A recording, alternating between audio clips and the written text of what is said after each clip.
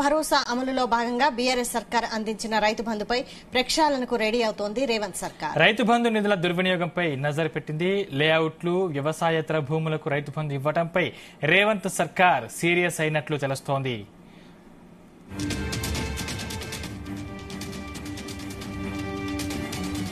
వ్యవసాయేతర భూములకు ఏటా 1900 కోట్లు చెల్లించినట్లు ఇప్పటికే అధికారులు గుర్తించారు. దీంతో తప్పుడు పట్టాదారు పాస్ పుస్తకాలతో రైతు బంధు దక్కించుకున్న రియల్ ఎస్టేట్ వ్యాపారులపై చర్యలకు రెడీ అయ్యారు. రెవెన్యూ రికవరీ యాక్ట్ ప్రయోగించి రైతు బంధు సొమ్ము రికవరీ చేయనున్నట్లు తెలుస్తుంది. ఇప్పటికే జిల్లాల వారీగా వివరాలను అందించాలని కలెక్టర్లకు ఆదేశం ఇచ్చారు సీఎం రేవంత్ రెడ్డి. ఇదే అంశానికి సంబంధించిన మరిన్ని పూర్తి డీటెయిల్స్ మా ప్రతినిధి శ్రీచరణ్ అందిస్తారు. శ్రీచరణ్.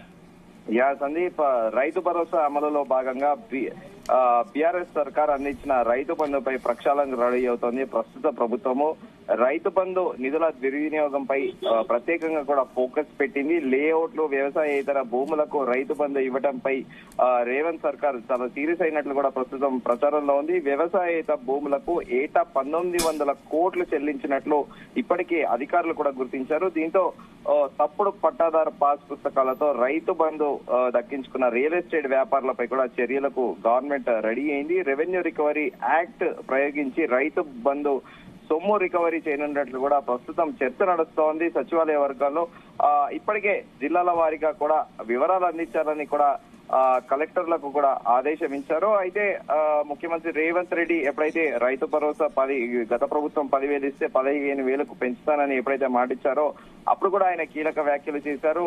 చెట్టుకు, పుట్టకు, కొండలకి కూడా రైతు బంధు ఇచ్చారు. సో మా ప్రభుత్వం దీన్ని పరిశీలించాకే కూడా దీంట్లో నిజమైన రైతులు ఎవరు అనేది దాన్ని స్క్రూటినీ చేసి కూడా మేము రైతు భరోసా అనే పథకాన్ని ఇంప్లిమెంట్ చేస్తామని కూడా ప్రస్తుతం ముఖ్యమంత్రి రేవంత్ రెడ్డి ప్రకటించిన విషయం తెలిసిందే. దాని ద్వారానే ఇప్పుడు ప్రక్షాళన కూడా మొదలు పెట్టారు. వ్యవసాయేతర భూములకు ఏకంగా 1900 కోట్ల చెల్లింపులంటే మామూలు విషయం కాదు.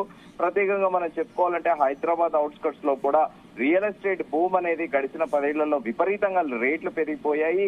ఎటు చూసినా ఈ ఔటర్ రింగ్ రోడ్ రావడము, అటు శంషాబాద్ కానీ, ఇటు సైడ్ నార్సింగ్ కానీ, ఎటువైపు చూసుకున్నా మనము హైదరాబాద్ షామీర్పేట వరకు కూడా ల్యాండ్ రేట్లు విపరీతంగా పెరిగాయి. ఈ నేపథ్యంలో చాలా మంది కూడా తమ రియల్ ఎస్టేట్ వెంచర్లకు కూడా కొంతమంది ఏంటంటే రైతు బంధు స్కీమ్ పట్టాదారు పాస్ బుక్ తీసుకోవడము, కొంతమంది వితౌట్ పాస్ బుక్లు కూడా రైతులుగా క్లెయిమ్ చేసుకొని కూడా ఈ రైతు బంధు స్కీమ్ అనేది బెనిఫిషరీ పొందుతున్నారు. అయితే ఇప్పుడు దీంట్లో కంప్లీట్ గా స్క్రూటినీ చేసి నిజమైన రైతులకే ఇవ్వాలని కూడా గవర్నమెంట్ డిసైడ్ అయింది. దానిలో భాగంగానే జిల్లా కలెక్టర్లతో పాటు జిల్లా వ్యవసాయ శాఖ అధికారులకు కూడా ఒక ఆదేశాలు జారీ చేశారు. దీనిపైన పూర్తి స్థాయిలో వివరాలు అందించాలి, ఒక రిపోర్ట్ ప్రభుత్వానికి సమర్పించాలని కూడా ప్రభుత్వము కలెక్టర్లతో పాటు వ్యవసాయ శాఖ అధికారులకు ఆదేశాలు కూడా జారీ చేసింది. సందీప్.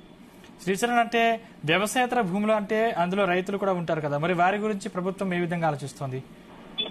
వ్యవసాయేతర భూములు అంటే సందీప్, ఇక్కడ ఇది అసలు రైతు బంధు కానీ రైతు భరోసా ఇప్పుడు ఈ గవర్నమెంట్ దీన్ని మార్చింది కూడా అది స్పెసిఫిక్ గా the scheme is meant for farmers, అది రైతుల గురించి ఉద్దేశించింది. సో ఇట్లా ఈ సందర్భంలో వ్యవసాయేతర భూములను కూడా స్పెసిఫిక్ గా గవర్నమెంట్ ప్రిసైజ్ గా చెప్పింది. సో ఈ రియల్ ఎస్టేట్ భూములకు కానీ మిగతా క్వారీ రిలేటెడ్ కానీ మిగతావి కూడా ఆ భూములు ఏవైతే ఉన్నాయో వాటన్నిటికీ కూడా ఇది రాకుండా ఇది ఓన్లీ రైతుల కోసమే అని కూడా చాలా ప్రభుత్వం స్పష్టత చేసింది.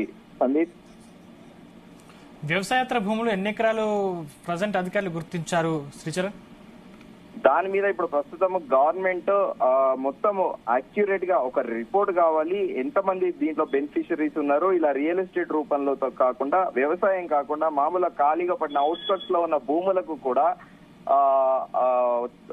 మనము అవుట్స్కట్స్ లో కూడా చూస్తూ ఉంటాం రెగ్యులర్ గా తుమ్మ చెట్లు ఇవన్నీ కూడా మిగతా చెట్లన్నీ కూడా మొలిచి ఉంటాయి. వాటికి కూడా ఆ భూములకు కూడా నిర్జీవంగా ఉన్న భూములకు కూడా రైతు బంధు స్కీమ్ కొంతమంది లబ్ధి పొందారని, సో వాటి వివరాలు ఎన్ని ఎకరాలు ఉన్నాయి రాష్ట్ర వ్యాప్తంగా జిల్లాల వారీగా కూడా ఒక నివేదిక ప్రభుత్వం అడిగింది. సందీప్.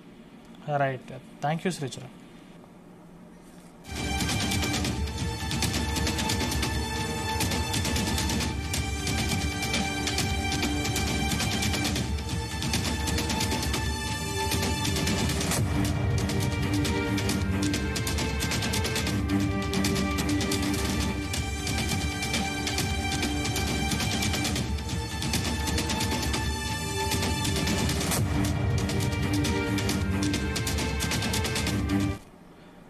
రైట్. ఉట్నూరులో జరుగుతున్న రైతు భరోసా వర్క్ షాప్ లో ఉప ముఖ్యమంత్రి బట్టి విక్రమార్క మాట్లాడుతున్నారు. లైవ్ లో చూద్దాం.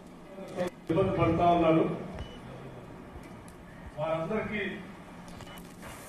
కాంగ్రెస్ ప్రభుత్వం రాజ్యం రాగానే రైతు భరోసా చేస్తాం, ఇస్తాం. ఆ ఇచ్చినటువంటి మాట ప్రకారం తప్పనిసరిగా దాన్ని నిర్దిష్టంగా అమలు చేయాలనేటువంటి లక్ష్యంతోనే ఈ ప్రభుత్వం ఈరోజు రాష్ట్ర వ్యాప్తంగా ఉన్నటువంటి రైతాంగ సోదరులతో అలాగే మిగతా వర్గాల వారితో కూడా అందరితో చర్చించి వారందరి అభిప్రాయాలు తీసుకొని ఏ రకంగా చేస్తే బాగా మేలు జరుగుతుంది రైతాంగ సోదరులకి అనేటువంటి ఆలోచనతో మీ అందరి అభిప్రాయాలు తీసుకోవాలనేటువంటి ఒక మంచి సంకల్పంతో ఈ సభ ఏర్పాటు చేయడం జరిగింది. మాకుగా ప్రభుత్వ పరంగా ముఖ్యమంత్రి గారు రేవంత్ రెడ్డి గారు కానీ, వ్యవసాయ శాఖ మంత్రిగా కుమార్